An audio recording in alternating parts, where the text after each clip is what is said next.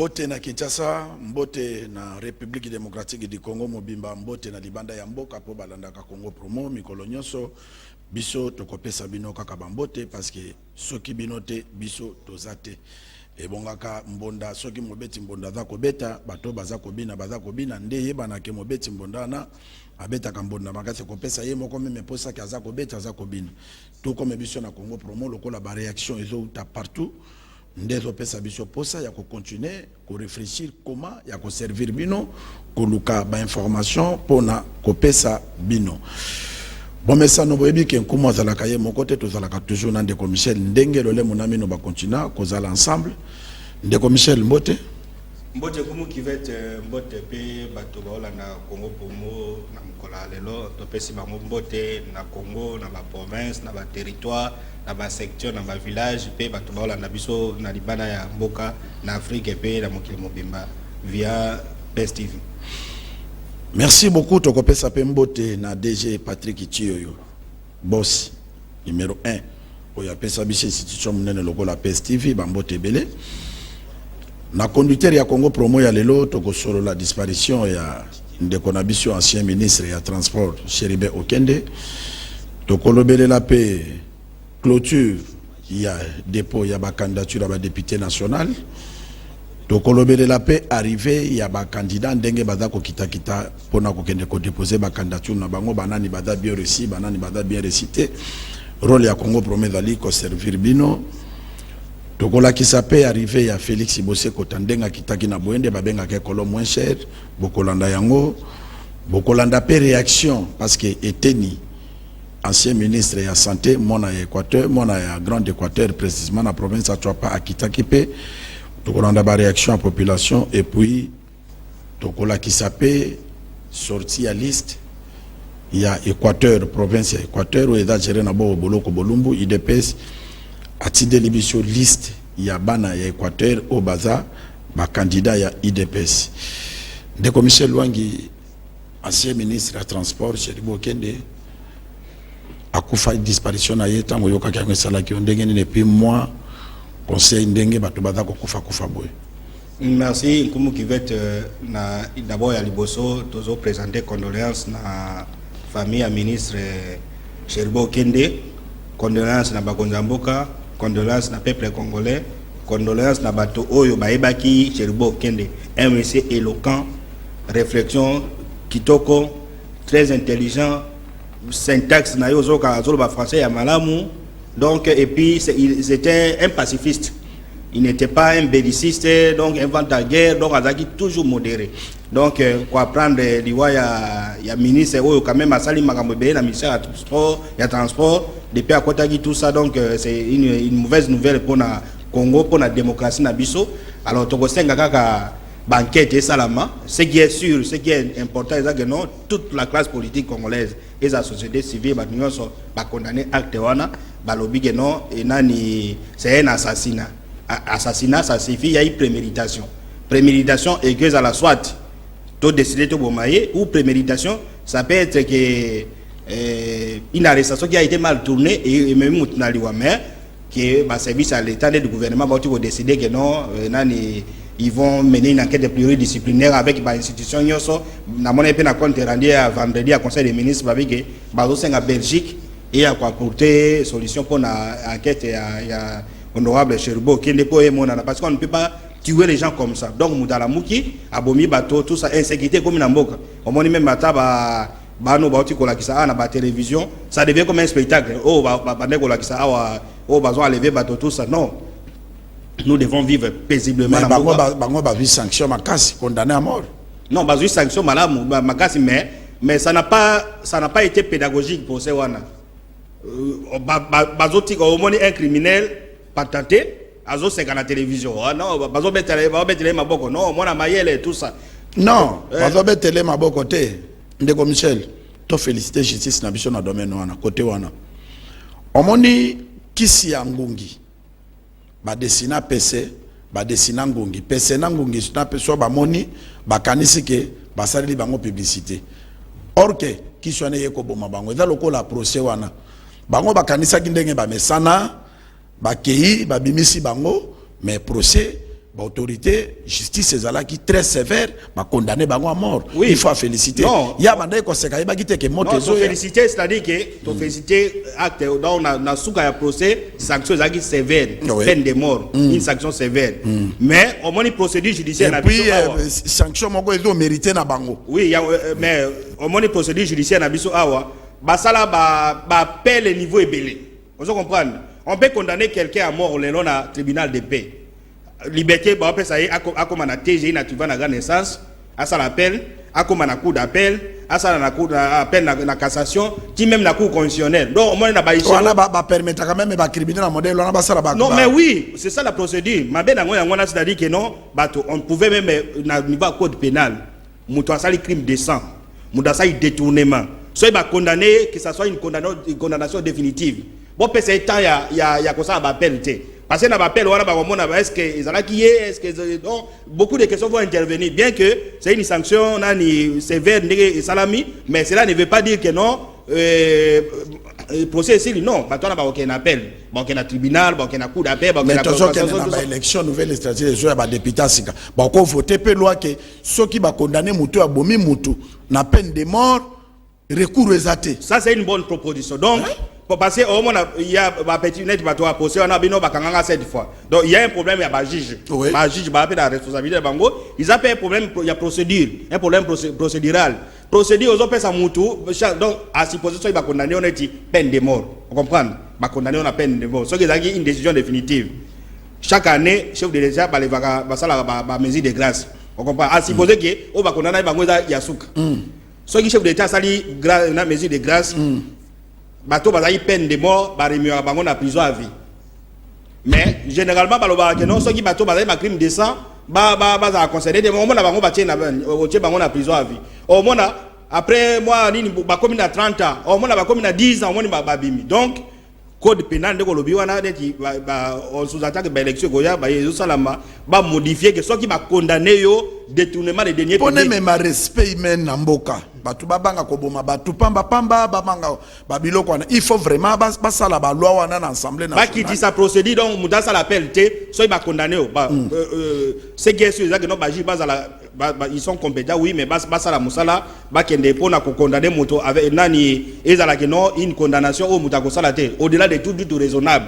So ko détourner mbongo ba bi que non détourner $1 million na appel na condamnation à liboso on te condamne ba botoli nani biloko zaki nango même si c'est pas lié na crime na yo so zaki na lupango liboso zaki na ministre ou na lupango détourné ba botoli lupango wana le on te montre que non ba ke ko boma yo ou bien ba tindi na nini donc appel les actes que au passer sa vie na wana criminel c'est la même chose mais dès lors que procédure les autres na bango ba ça ba appel qui est une procédure légale alors bango ba nomona elle comme ceux qui m'a condamné na tribunal de grande instance il va comme un appel et qu'après c'est argument na juge a libéré à mona que non aza innocent mais azongi avec ça la même crime donc procédure wana c'est vrai ba condamné bango mais ba tika procédure amula wana ezo corriger mutu moko te eza batu bazo yiba mbongo eza batu bazo boma bazo mona eloko moko te de Michel dépôt de candidature est clôturé selon CENI le 17 mais engouement vraiment exacté.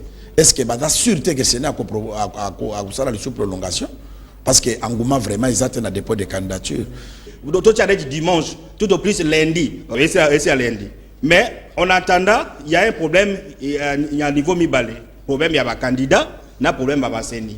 Parce que les gens, au moins, ils écoutent Mikolo Oyo, enrôlement, tout le monde va affiche, non. Candidat n'a enrôlé, a tia affiche, n'a tia affiche. Or que dans la guinde de sensibilisation, il y a parti na ils ont fait comme si c'était l'élection. Mais l'élection en Oyo, il y a déposé candidature, mais quand tout le monde en a été. Donc la BRT seniors sont. La sensibilisation, c'est là qui bambunda partout. Donc, Bamoni que non, les choses ne sont pas aussi faciles que cela. C'est-à-dire que pour que parti et paie ça 1 600 000 bâtir un candidat, il faut que parti ou les anambongo, au candidat, il faut pas se rendre compte que yo bako voter yo il faut pas mona que non na circonscription donc au moins que bato même na niveau parti ba kando ba mona na enrôlement na kita se belé bazo mona na te ba parti bazo mona na te tout ça donc mais c'est né aider bango lobi soki parti boza na bino na mbongo te boti ba mama ba lokota ba mama bi popola ba ko mape ba député parce que bango nde ba passa bato ba lokota ba mama bateka ka ba tomate bateka ka ba Thomson ba tondisa bango na ba liste parce que soko tie mibali il faut futa caution oui loi lobi boy que non na liste so moitié soko za moitié ya ba mama ya basi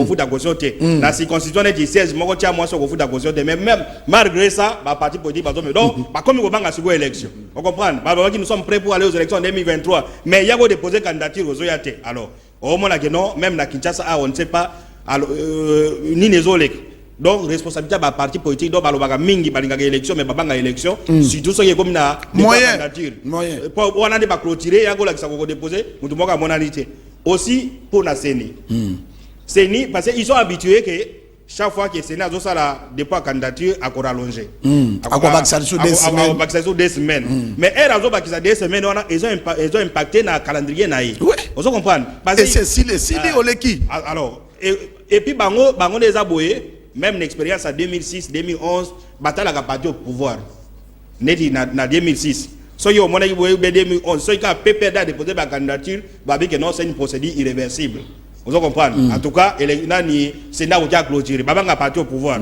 est-ce que parti au pouvoir IDPS a déposé ma candidature vous comprenez bien sûr la liste est bimée alors même ces gens là voient ceux qui IDPS a déposé candidature ça signifie que non en tout cas Sénat ou a répondu donc on prend la logique il y a oui parce que non on sous-entend que parti au pouvoir les info 2 CENI tout ça oh bah que l'expérience m'a rendu sage tout ça qu'on a oui les kaki donc tant que IDPS a déposé ma liste dans la circonscription on sous-entend que donc na logique la logique le IDPS a déposé c'est que prolongation c'est là qu'on prolonger tout ça donc ma conséquence c'est en alors ezala IDPS ezala batonyoso respecter calendrier vous avez des cadres vous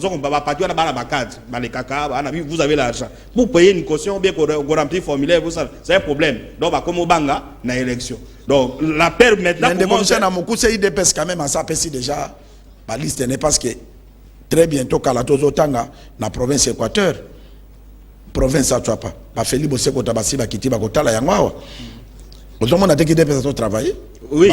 Distrait. Oui, bon, ça aussi peut être distrait. À supposer que soit il y a une logique, il y a PPRD dans des alacs.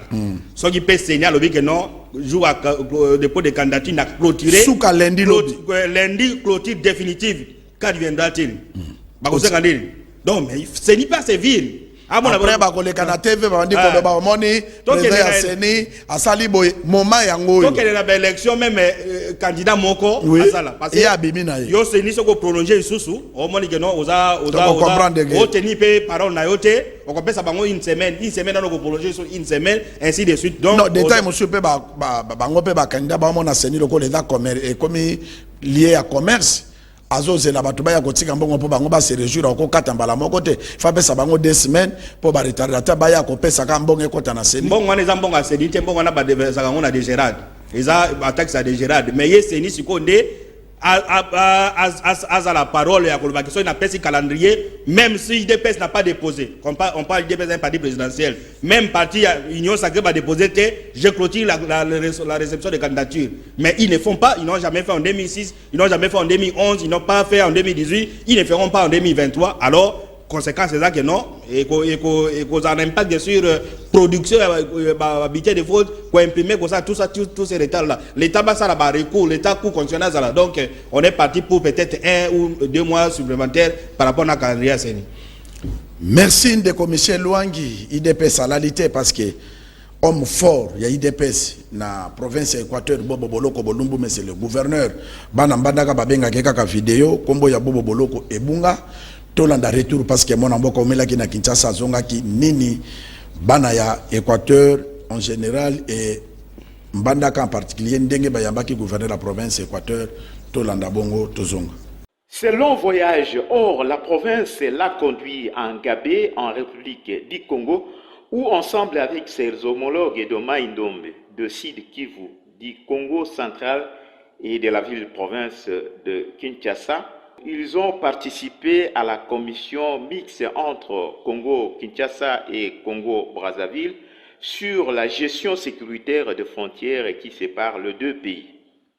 Mettant son séjour à profit à Kinshasa, il a rencontré des bailleurs de fonds disposés à venir investir pour le développement de la province de l'Équateur. Bénéficiant comme d'habitude d'un accueil chaleureux par la population, le gouverneur Bobo, dans un meeting populaire organisé à sa résidence officielle, s'est adressé à la population et répondu aux questions des journalistes en guise de sa mission.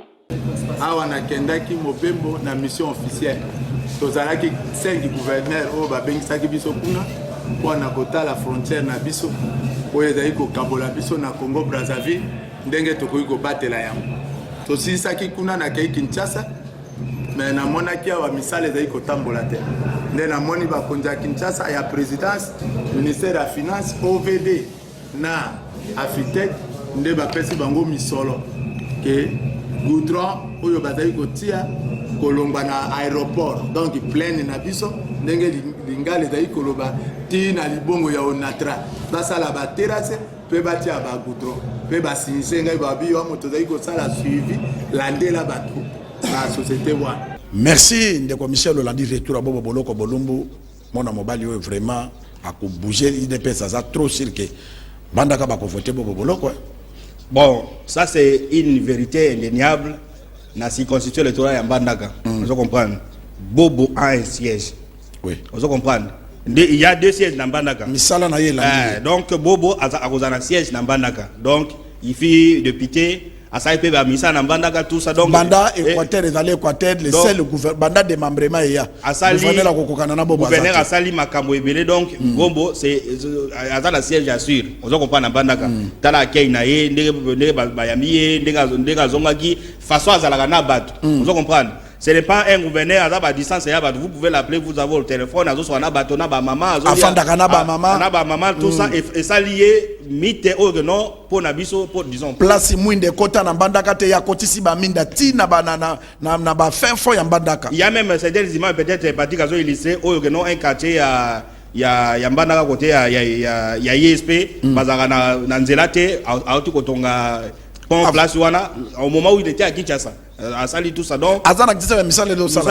Donc, et Panaye, comme s'il est candidat de l'IDPS, forcément, l'IDPS aura un siège et en Bandagana vous avez décidé de niveau ya Bobo Boloko. Alors, la difficulté peut-être au Tio Awa, Bandagana a 2 sièges. Namoni na liste où on ne va pas énumérer tous les candidats à l'IDPS.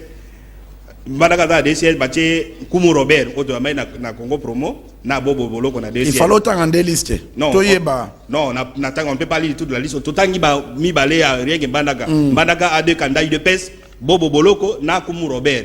On se comprend. Bon, mais au monte que IDPS a ça l'erreur. A sûr que parce que Bandaka a 2 sièges, non? Est-ce que IDPS est mort tous les 2 sièges, Joana? IDPS a ça l'erreur, mais Koumou Robert a ça l'erreur. C'est-à-dire. Vous ne pouvez pas aller dans une élection, dans une circonscription, même il y a 2 sièges, na muto ebi que nous avons gagné. Oui. On comprend. Vous allez faire le travail des nègres. Nkumu Robert, c'est un vieux que nous respectons, nous avons Soga à tout Guinée du Congo Pomo, on a eu des conseils que non. Il fallait qu'il y ait un bicoro. Qu'il y ait un bandakate. Qu'il y ait un bandakate, parce que vous n'aurez pas tous les 2 sièges dans l'IDPS. On comprend. C'est-à-dire que Bandaka sont peut-être 180 000 enrôlés. On prend un exemple, 180 000 enrôlés. Et que Bobo na popularité, on ne pense pas que Bobo aura 170 000 gars.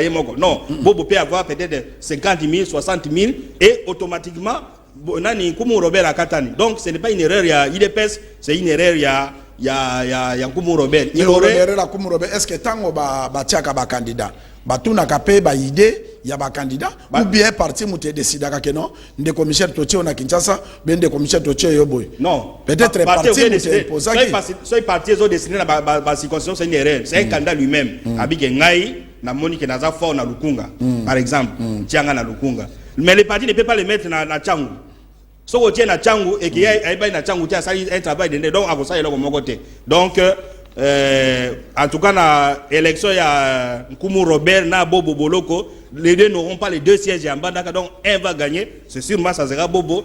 Koumou Robert aurait pu aller dans une autre circonscription. Donc, le conseil de sa papa n'a eu que non. Il fallait qu'il y ait un Bikoro, mais il ne fallait pas aller à Lukambanda parce qu'à cause de Bobo Boloko, kuna vidéo va continuer à filmer. Donc, ça conseil, donc ça paye parce qu'il y a une non, il y a un moment, na dépôt candidature, va arrêter et substitution de candidature. Au moins, il va déposer une semaine et retrait et substitution de candidature. C'est-à-dire que tant qu'aussi au dépôt de la candidature, on a droit à Kolongo, on a bien à Kobagisa. Donc, na retrait et substitution de candidature, Nkumu Robert kende constituer candidature kende kolongola Kende non na Bikoro longola ngona mbandaka kende na Bikoro là où vous serez peut-être élu facilement, pas facilement mais là où peut-être vous serez élu. Mais ce que otiki na nini passé et ko sala ndeni Nkumu Robert peut réclamer que non ngana battre bobo. Vous comprenez? Ou bien quand on approche à Félix Tshisekedi, c'est moi qui devais gagner tout ça. Mais en réalité, sur le terrain, Moutouane c'est Azam Makas Kolekayo. Donc, c'est un conseil pour lui et un conseil aussi pour les autres. Si on compte la liste, il y a un grand cabaret, Azam a chance à gagner, il a plus de moyens que yo, il est plus populaire que yo, Azam a un clash politique que yo. So, ok, quoi accompagner. Peut-être pour avoir l'argent en campagne, mais pour faire une surprise, ça sera pas évident. Merci Ndeko Michel, merci vraiment. Comme Robert Yoda Papa Nabiso to pe son conseil politique. On Ndeko Michel a lobby ezana babilo kebele toko loba na TVT soki moye ezali retirer ndenge Ndeko Michel a lobby a substituer a génération na Bikoro biso to kotindo na Bikoro ko zala bien parce que kuna ko mais puis pour na participer bo peser conseil parce que soki lelo IDPS azui na mbandaka c'est sûr bobo boloka ko gagner awa biso to ko sakate mais IDPS akozwa 2 sièges na mbandaka te akozwa 2 sièges na mbandaka te c'est mieux ko partager botindi na Bikoro pe bo 8 sièges et kozala bien que bo perdre ya mbandaka bozwa moko o muswana ko ya muso azwa na Bikoro kuna pe bo perdre na moto bokotinda eza na tinate donc eza conseil to pesi parti au pouvoir soki boko yoka biso et kozala malamu kozala pe bénéfique parce que nyonso na to réfléchir pourquoi to lingite aucun que chef de l'État a gagné le deuxième mandat, tout comme Marisou na Babiloko a union sacrée. Té, to lingi ba député. Tout comme Maté, yo za union sacrée. Non, ezamboka. Non, ezamboka, oui, ezamboka. Non, c'est-à-dire que to lingate que nazolo ba na cadre ya mboka. Coalition du échoué isusu, aloba que non coalition des acteurs ba résulter. Président de la République, président na papa na biso. Azwa majorité na ye. Majorité. Ba député na pe baza ba eli na biso.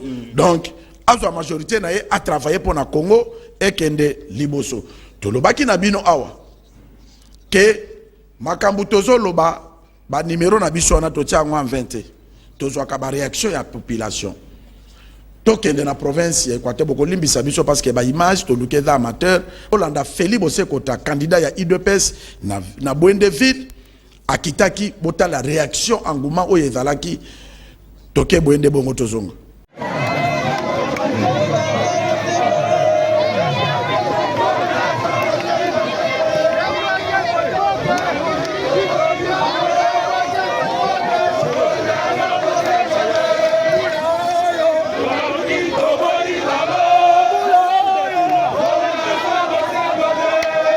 Ndeko Michel tolobaka awa ke mbandaka soki batie bobo boloko IDPS a 8 sièges et monani na arrivé ya bobo boloko auto solo ba soki Kumu Robert akiti na mbandaka a mobiliser même pas 500 personnes auto solo ba ezate ke toza contre mutu tolobaki awa ke Feli Bosekota soki IDPS e maintenir ye Bwendeville IDPS a kozwa yango. Et mon année la réaction, yo moko mondenge Bwende bukanaki kokita Feli Boseko. J'espère que c'est vendredi. Non, nous on est à la télé depuis 20 ans. Vous comprenez? Totali ba position politique de l'équipe, to yebi ba acteur politique, to yebi makamune ezali. Quand on fait une analyse, en tout cas, nani to ya probabilité ya coefficient eza muke ya écart. So to lobi boye ke ko ça généralement passé expérience ebi ezo tinda biso do lo babilo. Donc to lo baka ke non na sadimate. Donc on a Bwende to landa ndeko moko oyo atindelaki Congo Promo Voice pour na réaction ndenge bayambaki eteni ndenge etena se comporter devant bango to landa bongo tozonga. Bandeko ya Congo Promo na bengi bino a partir Bwende na zali mofandi ya Bwende toza komona bandeko banso ba politiciens baye ko sala ba dépôt ya candidature grand frère lobby de Koiteni ya komaki na Bwende sans accueil et pour na biso bana ya Chwapa précisément bana ya Ikela ndeko aye ko sala tourisme ndeko aye ko sala tourisme parce que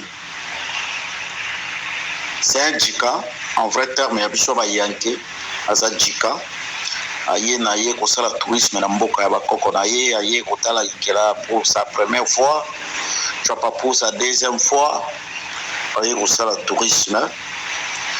Ayaki lobi directement ake bato bakendaki kotala ye sa kopesa bango ata mbongo ya transport, bato balekisita mpona kokende kozela ye balekaki lobi. Vraiment, je ne sais pas ce qui grand frère Eteni a gagné l'élection à Ikela. Je doute fort qu'il y a comme même 500 voix. Je vois un membre de la famille n'a pas moi. Et grand frère a comme 500 voix, j'ai même ma main à couper. C'est parce que l'élection, ils ont une population, vous êtes à Kinshasa, vous êtes en Europe, et patati patata. Il est là, il y a beaucoup de biso, beaucoup de non. Biso, bana ya Itete, bana ya Chwapa, tous à côté la nuit. Tous à villageois, bato ya poto ba ya gaga ko sa biso, bipai biso. Tous au monde bango, je crois que ndeko comme ministre. Ministre atikali ko ya ata na mboka te. Ministre tomoni bandeko basusu bakoma ki ba ministre tomona ki ba évolution ya mboka et pas na biso na Ikela ata vélo te na ndenge moto akoma ki batindela ata na centre de santé même ya village na yete. Et avec les élections bandeko baye pona baya kokosa biso ba villageois cette fois-ci Kingongolo. Merci ndeko Michel na yoki réaction ya ndeko. Ozomona te contre Bayambi Etienne Ilongo de bien te na Bwende. Bateau Bazali na Bwende Babé Etienne Bayambi bien te, il s'est mal comporté. D'abord il était selon eux, il était arrogant. Alors Azoro Baké na Chwapa, na Grand Équateur Moutaïbi Félix Tshisekedi déjà yé Etienne Longondo. Ça c'est de 1, de 2. Moutaïbi Félix Tshisekedi déjà yé. Non, la personne qui est plus proche à Félix Tshisekedi, déjà Etienne. Ça c'est ce qu'ils ont dit na Nini. Et puis, manifeste. Donc, il s'est présenté, c'est l'autre population. C'est comme si quelqu'un qui est déjà élu, a déjà député. Donc, on a trop si le salaire Etienne n'a pas besoin de faire la campagne, tout ça. Quand il dit ça, selon eux, ils ont interprété que non, Etienne n'a pas collègue député. Alors, comme Mabi a collègue député, donc il est proche à Félix Tshisekedi, ça c'est l'interprétation de Bango. Deuxième chose, ils disent, il y a mon compte Kolobana, Etienne a eu un meeting, après si tu as ticket, pas même 500 francs, que beaucoup d'adats. Mais tout ça n'est pas de droit. Non, mais il est allé chercher. Mais il est allé chercher le pouvoir, non, mais ce sont les électeurs, non. Donc, deuxième chose, à commune à Businga, Businga entre Bwende et le village Mouké, les gens sont venus vers lui. Oh, ministre, tout ça. Moi, je n'ai pas d'argent. Donc, conclusion. Michel, pour conclure, pardon. Tout le monde a deuxième audio. Oyonde Komusus, Alobaki, na Bwende Toyoka réaction d'une saturation. Pour dire que Eteni, en tout cas, il est mal parti. Il aura du mal à se faire. On a la parole, on a coupé sur parole. Tout le monde a de quoi na bongo tozonga. Moi, je n'avais pas de vraiment botika. Kutindika biso ba image topé ba bodio ya misité nongono. Pardon. Biso tozali bato ya mboka. Biso tozali bato ya mboka. Toleka befi na mboka, tolaka ba kitikpala na ba biketenge yala la na ba li ya minene weza ba $1000 ba $800. S'il vous plaît, boli misabiso na ba audio na ye topé na ba image na ba groupe. Pardon, parce que hier, ça c'est déjà l'élection, c'est pas naïf. Biso de l'autre cabato. Pour te voter, bango, bagoko, si ça passe, qui est là. Pardon, bon, je suis maneko. Bon, je suis magamboa, na ba photo na bino na ba idée pèse que bon tic ka vena magamba idée pèse na bino na ba groupe. Pardon. Bon tiens na ba groupe mosusu boli misanga ndeko na bino. Bon tic ka magamba idée pèse. Ngamba ya iteni kotinda biso na ba groupe. Pardon, boli misabiso pardon. Merci de commissaire. Ceux qui ne comprennent des audios, et ça le col en ministre, na cabinet na zala combien de personnes?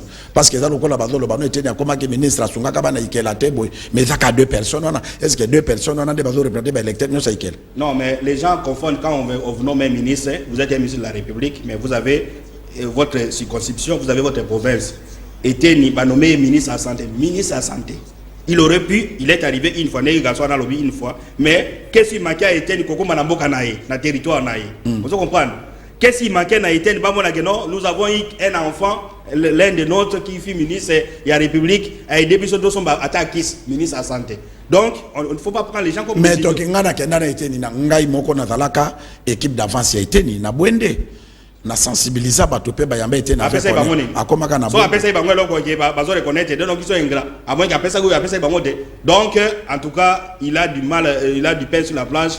Ministre, merci de commission élire selon Batouana. Nous avons donné pour la aussi ce deuxième audio pour voir que on a fait une combine. C'est quelque chose de général. So il groupe public non botiaka kombo ya eteni awa tete to makambo eteni te na mboka awa donc c'est quelqu'un. Donc il va consulter peut eteni dans la série mon ngo ba aventure. Ah mon aventure tende bazo bisé boyer il risquera de ne pas se faire élire marqué Kalobia za pour sa vérité secrète. Merci de commissaire Luangi biso to koloba na ba consultant oboji fonction eza obomi njoko. Nanjoko pesi mutute bongo zolo baniaze la likako eza na mission combien invité na biso oyo to honoraki aya auchi kokoma komi na retard biso to kobenga ye tant que parce qu'azali ministre honoraire excellence Mbote ndeko balanda Congo promo bazolanda yo pesa bango kombo na yo na fonction na yo zalaki nango na gouvernement provincial mais puis gouvernement provincial ya province nini.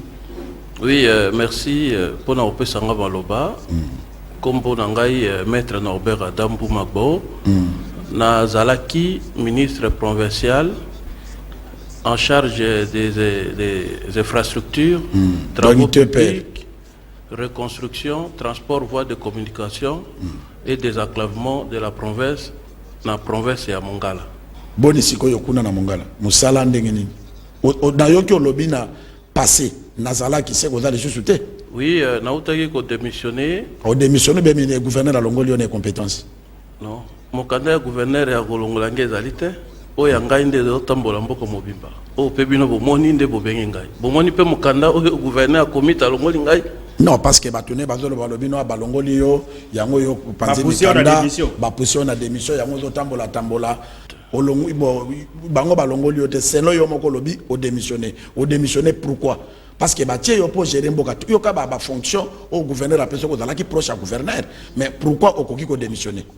Merci natondi bino botondi yambola ko ya mutuna mona na lingaki nano na limbola esika to uti to koma ministre to komi lelo senga na excuse na ba téléspectateurs bazela ki banda kala ba komona ke biso batoto bo ba limbisa ngai eza yo te za ba ba yebi ke kisasa eza na mo akbokoso ebele pona kotosa bango na tiki kutu mutukane na zui moto pour que na koma aw balimbisa ngai ezaki penza posa na ngai te. Merci sikoyo expliquer bango nalingaki naloba boye avant na koma ministre provincial to utaki quelque part province na biso na Bongala boyebi neti bapandisango que régime o eleki tadi bakambio baleki babandaki ko benga bango ba prédateur jusqu'à ce que to babongisi ba élection to kena maponami ya gouverneur ya province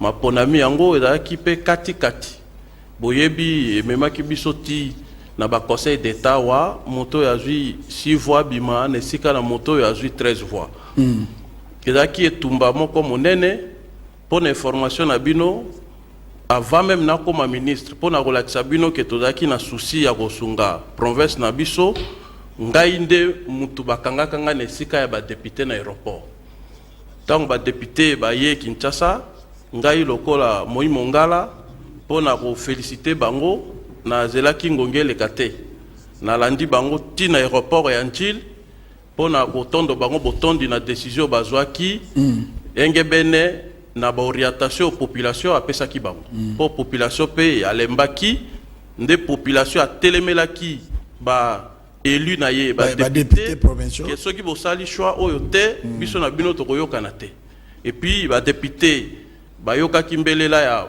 moto atindaki bango nde ba ponaki gouverneur oyo azali sikoyo et puis ngai lokola Moi Mongala décision oyo ba député bazwaki depuis di sala na botinda ni ya population ekotaki nga pe sengo na kende na aéroport pona koyamba ba député ko féliciter bango na mosala moye mosala maki na province kokoma kuna moi iki ki ekotoki jusqu'à ce que ba député wana ba votaki esengaki bakanga bango bakomaki na 9h mais ba discussion balingi ba mema bango na mutuka oyo etengamaki te ke ba mema bango jusqu'à ce que na ba 16h tant on a temela lokola moi mongala lokola moi avocat ba instruisaki na procureur à l'époque wana na bateau ba yaki ba inspecteur wana ba tokaki ngai mazange puis ba bwaki nga na motuka ne sika ya ba député pona koloba te ngai moto na do telemela mibeko ya procureur pote bakanga ba député te et puis ba memeki ngai ti na Gombe wa na palais de justice tant on a sambi pété ko moi avocat parce que avocat pour na kokanga ye et na moi awa ou bien na kangangai avant na koma ministre je vous dis yango na lobi ici na aéroport Anjil après ba élection ba gouverner ba ministre ba député ba yaki kotala ndeko na bango oyo azwaka accident honorable Ale Gbende na problème ya mutu les lois dans la Kinshasa pour la ba santé tant ba si élection est considéré que bazaki na période moko wana ya vacances na bango avancer so comme déjà na cour avancer donc gouverneur récompensation na a récompensé ngaité il ne m'a pas récompensé na monde sabino souci bon na ndima ki même na kenda ministre mais comme boni lelo na bi longola démissionner oui nde wana to bundi edaki tumba ya gouverneur te et puis yangaite pona lukana koma ezaki lokola moi population lokwa baninga mususu babundaki kuna même awa en dehors yangai nde bakangaki ngai bato babetemeki fimbo awa na palais de justice tango tozo ya koboya makambo wana ya 6 abima contre 13 na palais de justice ya bato babetami bafimbo bana mongala bakangi basusu ti toye kokoma ke komaki matata ti eye kokoma na cour constitutionnelle nde aye kozwa décision ya koboya arrêt wana ya conseil d'état oyo babimisaki moto azwi 6 voix na place ya 13 wana na bokasi ya mokonzi ekolo excellence Antoine Félix Tshisekedi atali le temps des droits oui que moto à 13 azwa droit azwi azongisi na molongo et par rapport aussi na demande ya population parce que tango makambo mana mazolekana na conseil d'état na ba cour constitutionnelle Bumba Lisala Kinshasa batelemaki ngbi pona kosenga pouvoir na bango oyo bapesaki na moto oyo tomonaki te akoki komema biso na mbongwana parce que mongala tolukaki nde mbongwana tango c'est-à-dire que na mongala baba no mona gouverneur Limbaye aza opposant yango siko il fallait à décater c'est ça azalaki opposant c'est un avocat oyo azaki na crédibilité pas na population un avocat compétent tout ça et tango atie candidature na ye bato population na bomoni na lolenge na ye lokola avocat te akoki komema pe province na lolenge lolongo bani nzokande makanisi makeseni osenge kozano avocat molamu mais na gestion ya biloko à l'état et kokimi mosusu toko mana mungala ti gouvernement bi memba nomé ministre ité père ndeko lobi oui ça les samedi parce que na lettre no lobi makambo ebele compétence ya gouverneur de tango na komi ministre na une nomination na ya ministre provincial ya ITPR na Mongala na komi omboka Mongala to kotipe na ba investir biso to bandi misala na gouvernement tango to bandi misala to moni moi makanisi makeseni parce que philosophie oyo biso tozaki nango na ye au départ makanisi mabandi ko kesana obena libandela ndenge to kendeki te to ye on s'est donné je vous ai dit que on m'a même arrêté c'est-à-dire je me suis sacrifié pour que bongo me koto na mboko alors quand je viens là-bas je viens pour faire même des jalons. Parce que c'est vrai, mon gars là, il y a moi si ma province, ma source, ou est-ce que tamboli, mais nous, to tamboli na ma province mingi. Biso to dana se. Mais muta koki ko sa province na ye. Alors nous, on avait cette volonté, ya ko tika libota na Kinshasa, quelle que soit ma condition ou eza kuna na intérieur, ya ko kenda avec lui.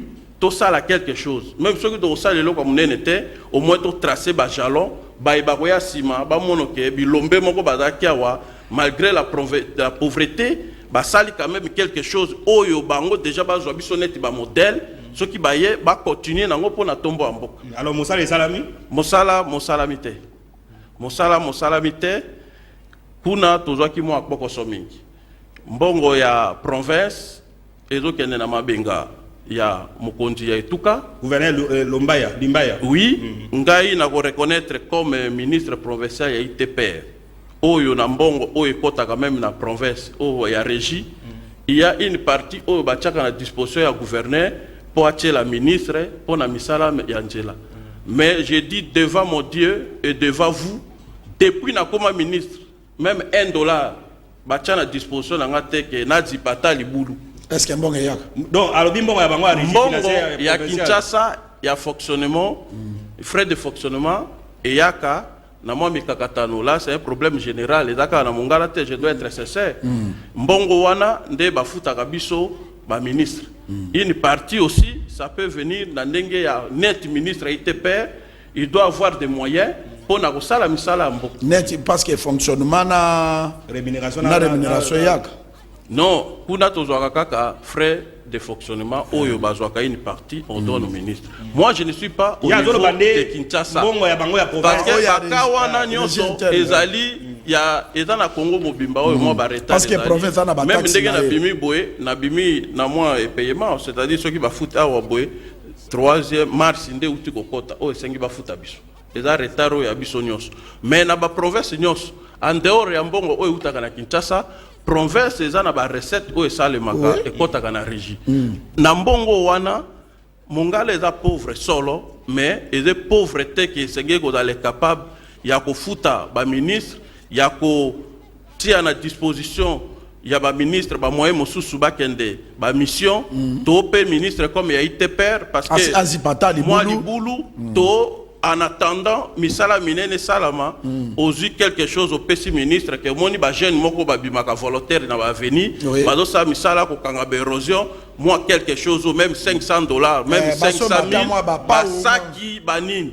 Je vous dis devant mon Dieu depuis na kota tilelo même $100 même $1 na récité. Très bien. Alors pour être franc et juste, est-ce que pour dire que non la recette interne il y a une rubrique sur ITPR? Est-ce que non assemblée bien régime financier va allouer autant la ministre ITPR pour ça misala mais ngana zo pour le aux infranté, c'est-à-dire que le reste c'est des 100 francs et pas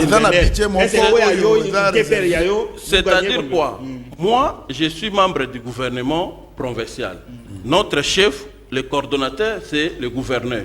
Na régie ndenge mbongo kotaka il y a 20% oyo kendaka pona misala oyo ya régie, c'est-à-dire DG batona e ndenge ya kofuta. Il y a aussi les frais de développement owane de mbongo ezaka ya province pona kosala misala ya province. Siko ngai nazoloba na secteur oyo ya ngai na mbongo oyo ya secteur na teka yango to na secteur na yo eza na budget moko alloué. Est-ce qu'il y avait un montant X OK fallait yo zo akapo travailler. Na lettre na ngai ya démission j'ai évoqué quelque part l'opacité financière. Donc on va rien du tout. Bobano sala ba conseil des ministres de conseil des ministres tosali mibale depuis tokomaki. Et puis le conseil des ministres tosalaki depuis combien de temps? Biso tokotaki na fonction le 26 novembre 2022.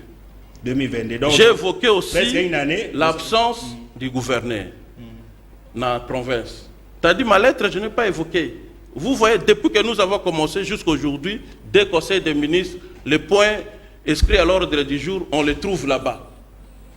Ce n'est pas que la lettre que j'ai écrite là. Mais c'est quand même étonnant pour un avocat qu'il est ministre. Bon, je vous ai dit, c'est un bon avocat, c'est notre vieux, c'est notre mais coach. La gestion, c'est autre chose. Un avocat compétent que je l'ai connu. Je l'ai toujours félicité, c'est notre modèle comme avocat. Mais je suis vraiment déçu qu'il est capable de gérer la chose publique. Alors, maître, pardon de Michel. Yé gouverneur d'appartenir. Bon, je sais qu'il était de l'Union sacrée. Mais j'apprends par les gens. Bon, j'apprends par les gens que Aouti Kosa la adhésion à Awa na Puna, c'est à vérifier. vice-ministre mais alors que na débit, s'il vous plaît, na débit, il s'affichait comme délit de pêche. Merci, Excellence. Excellence parce que papa m'a pas ça. On a dit ça. Quand moi je suis parti pour faire constater mon adhésion à l'IDPS, lui aussi nous disait de préparer le terrain parce qu'il devrait aussi adhérer à l'IDPS. Mais nous avons constaté dans les dernières minutes par les gens qu'il est parti na Puna. Merci. Mais question na retourner vers yango parce que Natala qui na lettre na yo. Tant ozo qualifié mutu est compétent. Tozo kende na ba élection. Tant yo ministre et te père ozo gagner ta 100 francs. C'est que province est koufi. Est-ce que Lelo, chef de l'État, tant azo talaba na Mongala, tant ko kende campagne. Mutu anaza ko aider mokonzi mboka, ou aza ko aider mokonzi mboka te. Et puis lokolo za na plateau ya Congo Promo. Okoko isa mokonzi mboka nini pona gouverneur ndengo wana. Eloko ya liboso na ko féliciter na no mokonzi mboka pona ndenge a facilitaka biso bana Mongala tango to décidaki au départ pona ko tia na liboso mokonzi etuka ezala gouverneur tozana elelo. Wana to féliciter parce que nous tous on avait confiance, on a même accepté tout dans la pembeni na ye par rapport na idée o ezalaki originelle et originale. Et malheureusement, sur le terrain, il nous a déçus. Quand je dis nous, la population. Oui. La population est déçue, alors que la population de la Mongala est derrière le chef de l'État. C'est ça. Le chef de l'État, Excellence Antoine Félix Tshisekedi, au Mongala Mobimba, et Simana, et pour preuve, le leader Nyonso Mongala, au moment où on est opposant. Bango baso ce que Holandeli bazo sunga mokonzi mboka et porter biso to ka sonité na bo komi ya mokonzi mboka biso en âme et conscience na lobité vision to bandaki poto sunga mokonzi mboka yango yote o ekomi gouverneur komi kozwa bandako ya l'état libenga na yo ya l'état okomi kolekisango na libenga na yo porter banda kwa l'État na tena ba kombo na ye. Banda kwa l'État non seulement tena kombo na ye mais ado tonga penda ko na ye. Vision na ngai ezaki bongo te. C'est ça. Todo kena na province, tozana on a problème ba infrastructure. Ngai net ministre ITPR makanisi mangai mazaki ke soki banda bisika mosusu ya l'État eze pamba. Tozo ango kwa ya l'État, batia misolo, totonga de ba bureau parce que bato mosusu na Mongala comme ba commissaire généraux banoma qui est pas naie basusu ti lelo bazena ba bureauté siko pona ngai ezaki te bisika modèle wana batterie à l'état batonga bozu yango bosali bandako ya l'état bokotisi ba bureau parce que na Mongala nous avons le problème très sérieux s'adresser na mokonzi mboka pona gouverneur compétent pona mokonzi mboka par rapport na vision oyo ya yo ko servi peuple congolais social et à peuple congolais avec le gouverneur que nous avons en âme et conscience. Donnez son nom parce que tout le monde ne connaît pas son nom. Maître César Limbaya Mbangisa. Oui. Tokende sika moko te. Et puis boye boyo na Mongala ngai na bangaki lokola membre ya gouvernement te soki azwi maloba bako wolola biso e kozala sonye pa na ngai moi IDPS o na landi vision ya papa na biso Tshisekedi wa Mulumba, vision ya Marcel Yaou, vision ya yo mokonzi mboka Fachi Beton e kosala ngai sonye. Yango lokola moibwanya na milongoli pute na koto na mbutu na te komate bato basambwe wana moi DPS pe azali. Merci ndeko Michel les réactions na moi rapidement ndeko Mumbanza téléspectateur abengi na Bumba olobi na atangi let na yo obi aza il est gouverneur il est compétent avant na Kinshasa avant na province de tout ça et détournement alors bon, est-ce que vous avez une idée sur ce que le gouverneur a pu acquérir na gestion de Mbokawana? Est-ce que vous avez une idée sur ce qui si on parle de l'autre des choses, c'est-à-dire que si la province est... Non, on a expliqué une question, si la province fait peut-être $100,000 par mois, Alors, ce qui a fait ça, donc, si on multiplie 100 000, multiplié par nombre d'années au hasard, donc il a eu quand même quelque chose. Est-ce que, oui, moi, bon, autrement dit, est-ce qu'aujourd'hui le gouverneur a beaucoup d'argent par rapport à Moussa Lenga Salam? Oui, ce qui n'a une d'Akisamoko, na Mongala, tozali na ba entreprise ou Evraka.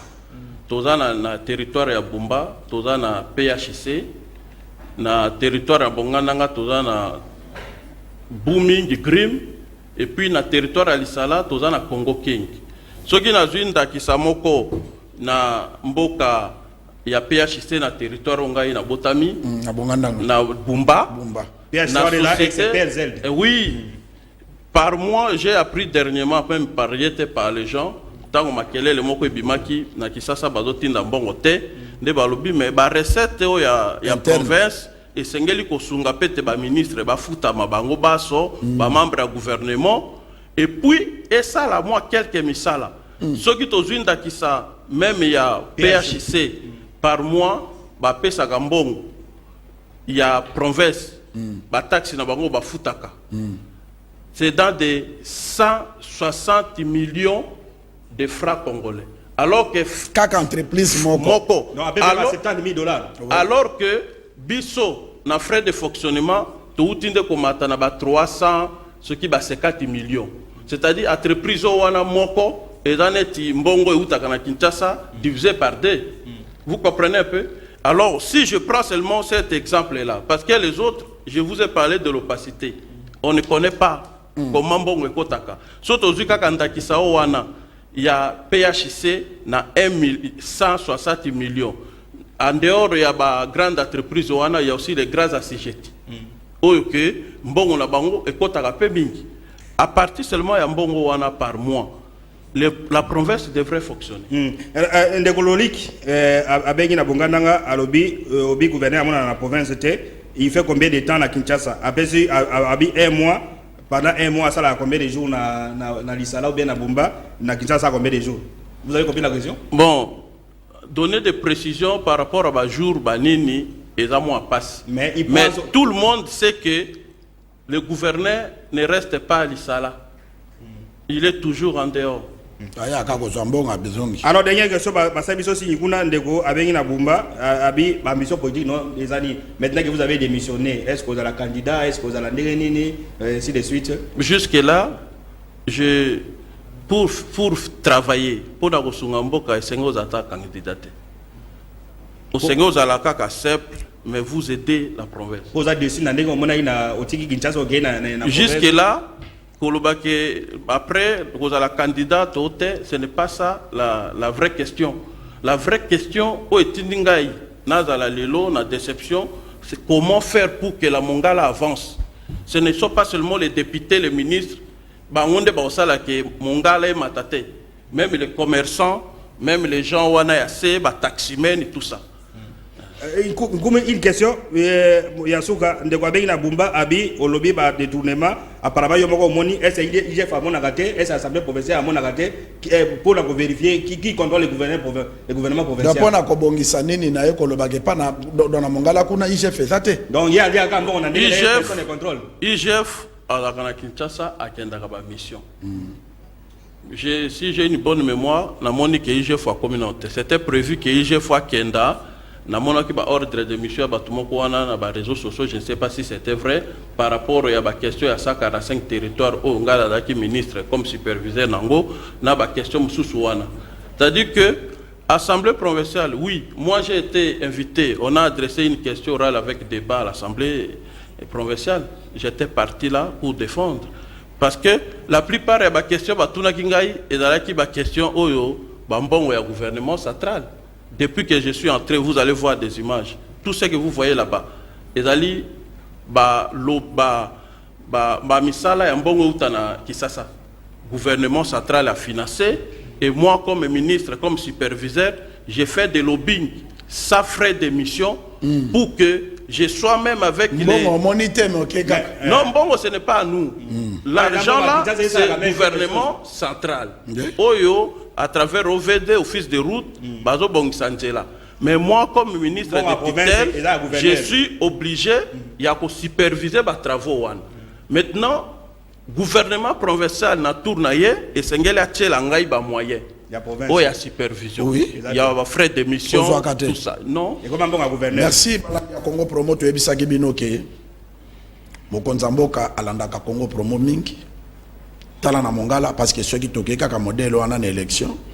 Omoni biloko tolobaka ke classe na gestion et dans deux choses différentes. Oh batie député oyo ayebi oloba français te. Oh batie ministre oyo ayebi oloba anglais te. Mais Mouto yazo boma mongala, un grand avocat, grand avocat à Matingomba ya campus, mais kuna fin zéro. Ya kende kolia, ko se réjouir, soka kia jimbo ngazongi Kinshasa. Donc biso to kolobaka na mokonza mboka ke yenda zali garant alongolaye. Alongolaye mais ba député ils doivent prendre. Non mais ba député baza ya baoli ambongo na ye. Tango ba député bazo mona biloka ndengo wana ministre muto amoni ke mboka ezokufa a démissionné ba député ba fandi c'est-à-dire bali akambongo na ye bana ya mongala pe bazongisa lisusu ba député wana na hémicycle te parce que ba ko continuer kaka muziki na bango ndeko excellence une minute ndeko Michel pe une minute mais oleki na Congo promo malgré retard omoni ba question Congo promo ndengeni bon on attendi bino botondi na comprendre que awa vraiment ezali likolo makasi parce que mituna miabino midai mituna moko mikasi et puis biso to tenter na ko répondre pour na osukisa na ko présenter ba regret na ngai na ba effort oyo personnellement na salaki pour na province na biso ya Mongala oyo ngai contribution ezalaki yango wana na mitia lokola moi Mongala alors que difficulté na zui bachelinga mama kokite to ya mokie pote na dipata libulu moko nyoso na sala kiwana bokomona na ba télévision ezali misala o ya Kinshasa comme moi Mongala mbongo batindi na Kisasa eze mbongo mokonzi ya ekolo azotia pona Mongala lokwa lingi biso mingi yango zo mono bisika mususu na lokwe ya même na ba moto pona ko kengele kaka ke misala mina mile kala malamu attaque au gouvernement provincial bachela kinga ba moyete pona effectuer ba mission wana. Merci beaucoup Ndeko Michel. Non to komina suka Congo promo to remercier ministre provincial. Na moi pousse bon mekape ko loba na gouvernement biloko ezo matamakasi mbongo ezo mata. Non biloko ezo matamakasi donc to féliciter ministre Nengaye il a pris la responsabilité. Raison c'est le ministre professeur qui démissionne. À mon makambo tamolate a démissionné donc na Kinshasa. Donc c'est quelqu'un à féliciter.